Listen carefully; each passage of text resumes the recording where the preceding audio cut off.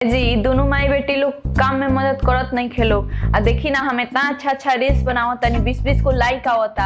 आगे चल के कौनो डायरेक्टर हमरा के सिलेक्शन कर ली तो हम हीरोइन बन जाएम तो रोवे लोग के नाम रोशन हुई। अच्छा तो ठीक बा, इन कामों कई जरूरी बानू, घर के काम करबू साथे मिलके।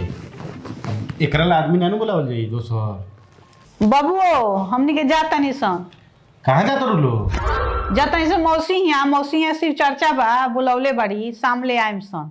अच्छा ना शिव चर्चा में जाए के चाहिए। जाता नहीं लोगी तो काम हुआ के करी? सब तो काम तू ही करेलू तो हमनी के रहले चाहे ना रहले का फर्क पड़े के बा।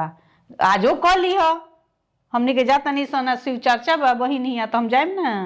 हाँ भगवान के पूजा पाठ तो कर ही के चाहिए, हमें का बात नहीं, आजो मैनेज कर ली हो, एक दिन के न बात बा।